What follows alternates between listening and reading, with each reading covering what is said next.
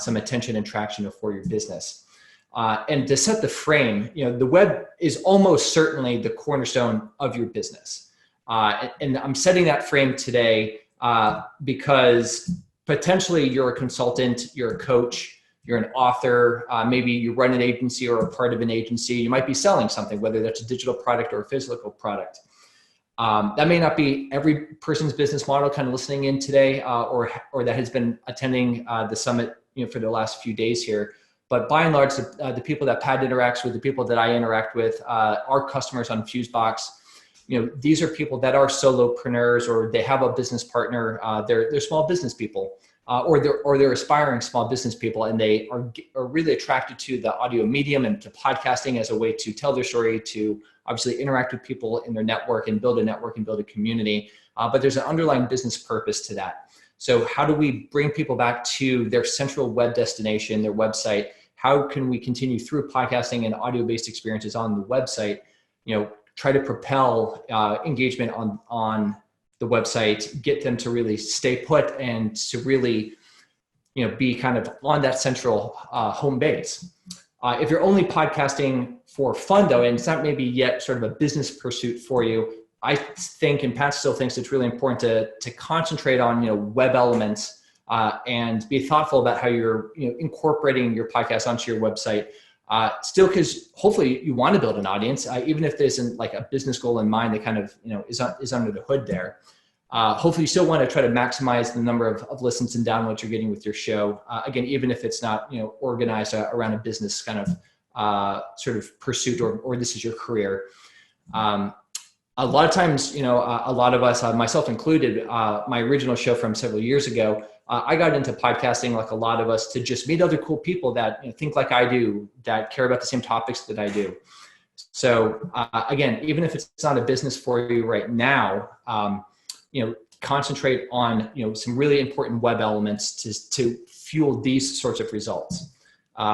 Potentially even just remain open-minded that, again, even if this is just a hobby right now for you, it's something that you're doing on the side, it's something maybe you're doing with a family member or just like a friend group, it might turn into something. So be open-minded, and again, be thoughtful about how you're building your web ecosystem, that incorporates your podcast. And then ultimately, hopefully, we're all just enjoying getting better at podcasting. And again, the technology, all sorts of technology is getting better. It's getting easier to do. It's fun to work on the craft. Again, even if it's not directly like a business strategy, that podcasting itself is a business strategy.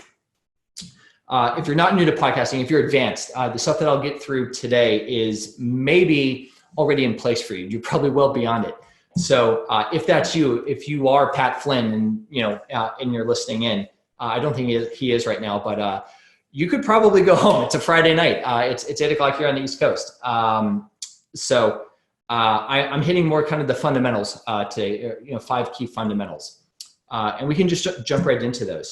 So what are these 5 must-haves that we really believe to be true at Fusebox, with Pat and everyone else that's working hard on our technologies, and through the SPI business that I'm involved in as well with Pat. I'm Pat's business partner through that business as well. These 5 things are true. The one thing that every web page should have to boost podcast engagement: credibility boosters that can easily be sourced from elsewhere, attraction magnets that listeners can be attracted to, or attraction magnets that listeners are compelled to sample on your website. Different methods of collecting feedback from your website to help galvanize just further kind of creative energy and growth for the podcast. And sort of the one thing that is often still overlooked or underemphasized, underdeveloped element that can drive important results for you, on your website. So that first one, what is that one thing that we believe increasingly every web page should have for podcast engagement for podcasters is a listen from anywhere user experience. And we actually were initially inspired simply by Hello Bar. So these sticky elements that you can put onto a website that can persist across different web pages. They've been around for a while. Largely they're used for marketers to drive like a call to action onto a sales page or into potentially like an email opt-in sort of an experience. a lot of those, including even Hello Bar, you can adapt for a podcasting purpose. You can put them on there to drive to your podcasting landing page if you have like a .com/landing page, which you should. Wherever you want to drive your audience, your listeners to, is still an important element to have. And increasingly, there's even elements that allow the listening experience, an actual player, to persist across your website, starting on your homepage and every page thereafter. Here's a screenshot of John Lee Dumas' homepage on Entrepreneur on Fire. You can see at the bottom there a sticky player where you can listen to the show. You can kind of fast forward and rewind your way through it. There's some other settings on there. There is a call to action button directly onto this sticky bar that, again, persists as a user would navigate the website. So wherever they are, they can immediately listen to the podcast, right there, get that enjoyment factor, listen to the most recent episode, and still be able to interact with you on your brand property, your digital storefront, namely your website. This is actually a Fusebox player. I'm proud to say so. There are other options out there. You can, again, adapt a Hello player to not necessarily have a Hello Bar. That won't have like a direct audio player component into it, but you can start to get close to that sort of an experience by maybe directing them elsewhere, again, to your .com/podcast landing page that hopefully has sort of a featured player right there. You could also use like we use Right Message is another great platform. It also has like a sticky bar element that you can customize. And if you have some potential like software skills, you can even try to adapt and kind of inject some audio players into these permeable elements for a web experience. The second thing are credibility boosters that you can put onto your website, even if you don't have yet, say, big name guests to promote and put their headshots, on the landing page to say, hey, I've interviewed Gary Vaynerchuk, I've interviewed Tim Ferriss. Like, if you don't have those yet, that you don't need those. There's other ways to add, credibility boosting elements, to your webpage that promote your podcast, gives it more kind of, social credibility, that social proof. And a lot of it can just come from, honestly, iTunes.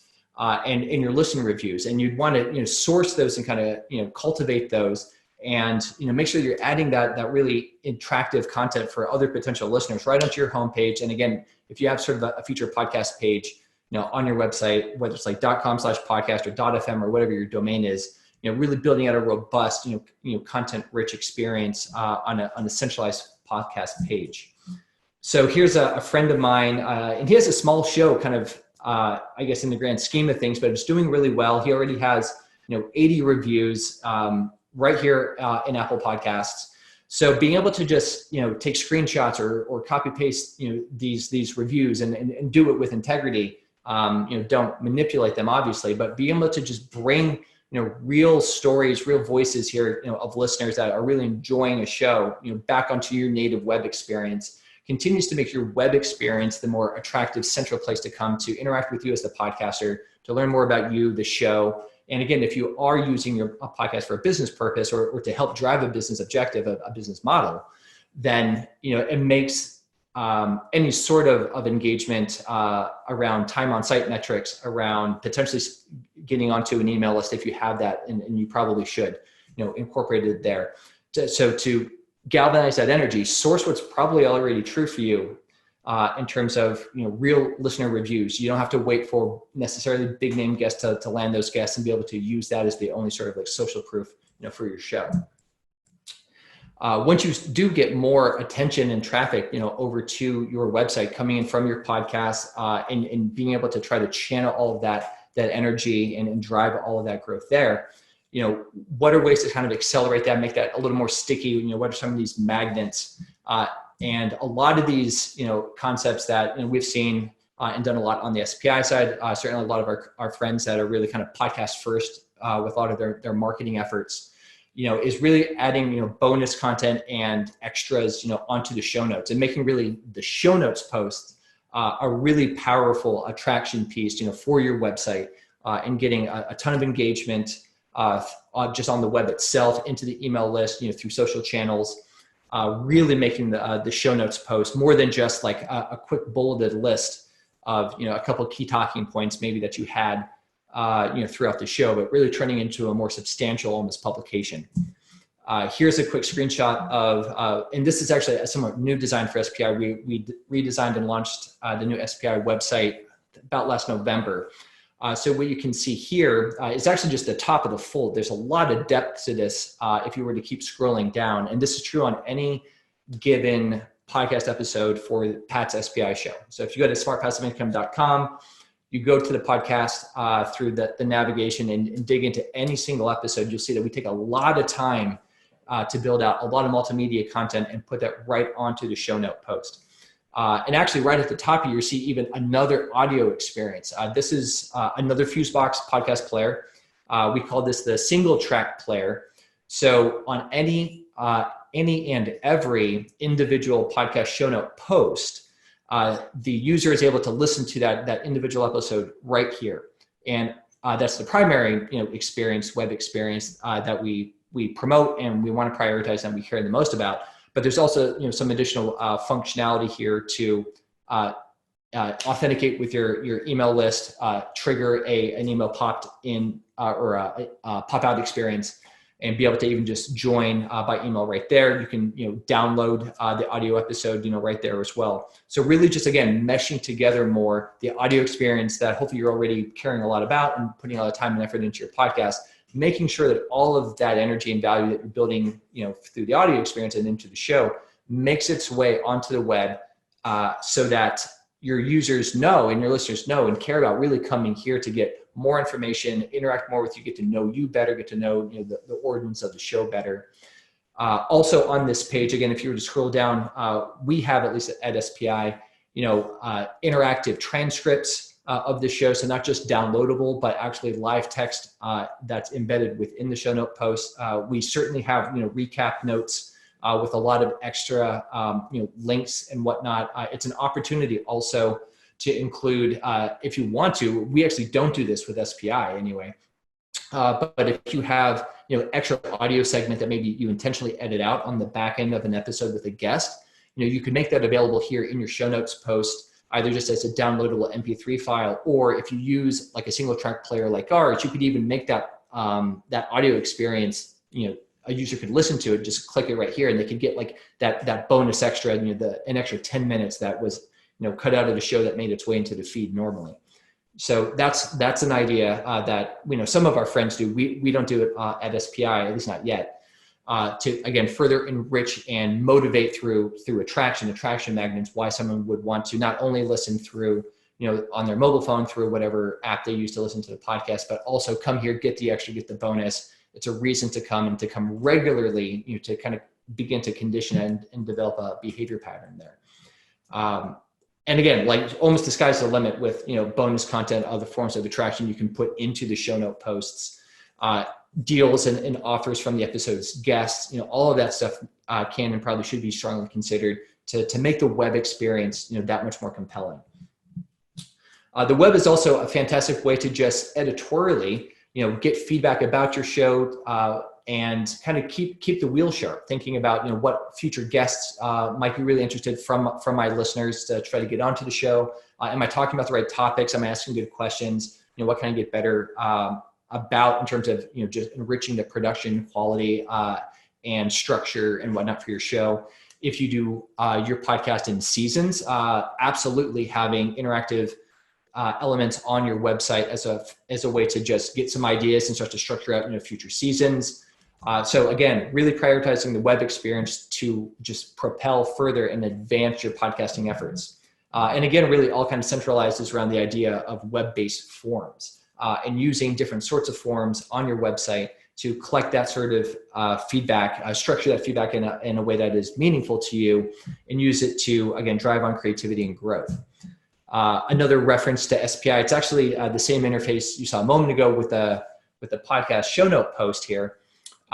We, again, use Right Message for different sorts of, you could call it like personalization on the web, as well as CRO, so conversion rate optimization a little bit, trying to really speak more directly with some specific personalized copy, to different users. And, such as this experience here in the bottom right, you see this kind of toast, form that opens. It's powered by Right Message, and we can prompt them with some survey questions and get some more information. this particular example for SPI is not, overly specific to like a podcasting question or something like that, but it absolutely can be. So if you use Right Message, you could, tailor your questions and experiences to, interesting questions that are meaningful to you and get some immediate feedback, from your user right here across the website. This is another like global element, much like our sticky player is a global element. So you can even see here right on the show notes post, a user has an easy ability to listen to the show, get some more information about the show, get some bonus content, and give you feedback more or less from the same place.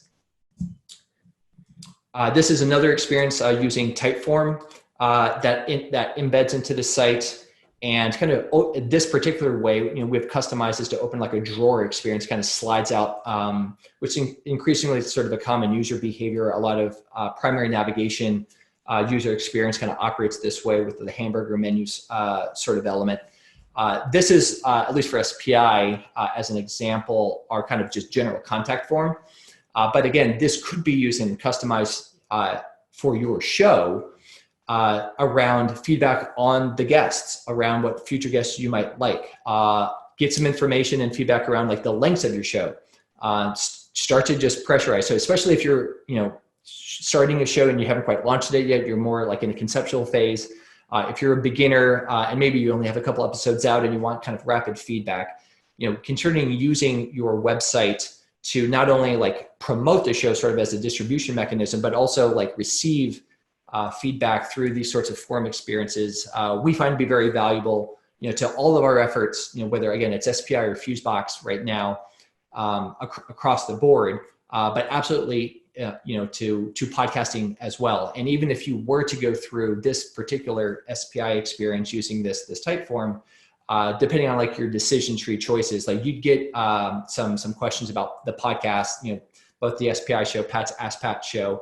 And we definitely intend to use these sorts of experiences as we're continuing to develop actually some new podcast concepts. We have about 2 new shows in kind of early stage development, conceptualization, that we hope to get out, around the end of the year. And we're really excited to be doing more in the podcasting space and want to be using these web interfaces to, challenge our thinking, even before shows have initially launched yet. And then the last kind of key element here that is, again, foundational, we feel, to providing a really strong web experience that complements, the podcasting energy that you're investing into that show, is simply being really good at writing and writing the story of you and the story of your show. Oftentimes we see, people that are new into podcasting and maybe just even getting new online and are getting excited about, the possibilities of a personal brand or a potential career change, and using a podcast as a mechanism to really kind of propel those transitions. It's the audio, and rightfully so, that is sort of front and center. How do I speak really well? Do I have the right equipment? How do I edit and master, all the audio files? How do I, get those up into a web host? So there's a lot of attention to audio. And we just love to kind of emphasize, yes, while that's critical, don't ignore or dilute your attention to getting good at writing. Writing is so really important. It's very, very important for the web. And when you have an audio asset, especially at scale, when you do your show for a while and you have a lot of episodes in your catalog, continuing to make sure that you're positioning your shows in the show itself. So all the episodes in the show itself, very, very well.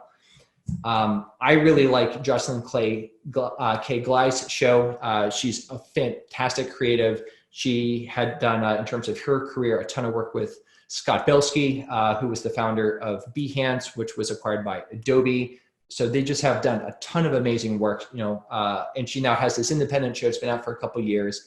And I just think she's a great copywriter. So not only is she good on the mic with audio and her show is fantastic, but she just positions her show really well, on her website. This is about the show. If you were to scroll on her website, you get a lot of great written information about, the individual guests, about sort of this brand at large, about her as a person. And she is really good at like making herself self-identifiable. And that increasingly as a skill not just for podcasting on the mic through audio, but through, written text, getting good at writing and not being bashful about trying to work on writing as a skill, very necessary, very complementary, to just being a really good podcaster and using that as a mechanism, again, to build relationships, through the internet, being able to, probably, if you do have a business, being able to promote your services, promote your products. So getting good with that and making sure that your shows really stands out, is unique, creates sort of a memorable quality that someone is attracted to, wants to hopefully subscribe to. So that's it. That's me going really fast. And sorry again to kind of fumble at the beginning with some technical issues, but again, the mainstay point is that the web is so important still to podcasting. It's not just trying to optimize for subscribers to your show through the Apple podcast app or through the really any app, whether it's Stitcher distribution networks or Spotify, increasingly so. It's important obviously to get those people to subscribe there. But find ways to incentivize your listeners to come back to the web, to interact and get to know you better on the web, especially if you have a business, especially if you're using podcasts as your primary marketing channel and engagement channel and really audience building channel. Get them back to your website, excite them, impress them with these different user experiences, learn from them through the forums, and turn your website truly into the powerhouse that drives your business model. That's what we're excited about and how we're trying to help podcasters in a big way, definitely through Fusebox, and even because they're sort of sister companies, through our work at SPI. Questions and comments. I'll jump into the Q&A here. My email address is right here on the screen, matt@fusebox.fm. And I can certainly even funnel questions through to Pat if you have any for Pat, sort of on this topic as well.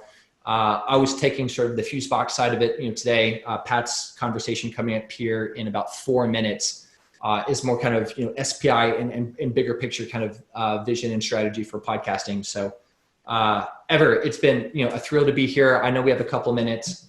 I'm trying to get the Q&A chat to open here. I'm not entirely sure. Oh, here we go. We have the Q&A. I don't know if you can see it. I can read it to you if you need me to do it. Yeah, I got it up. Okay. Let me go ahead and just stop maybe sharing my screen here. This might be a little bit easier. Okay, so let's see here. We have Joe. Wait, let's see, where do I want to start? Question. Go to the Q&A section. Yeah. I mean, my goodness, Andrea, Joe, Eric, thanks for Christine. Really appreciate just the kind words and the feedback here. This is great. Actually, unless I'm blind, I don't actually see a question here. Yeah, I'll read them to you. Oh, okay, great. Yeah, please. So one of them, I'm new to podcasting. Where do I get the sticky bars you mentioned to put on the website? What companies do this?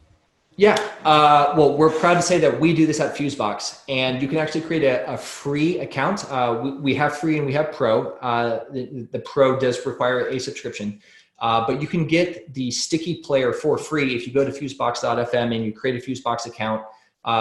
The sticky player is one of the things that you get as a part of your free account. There are other options.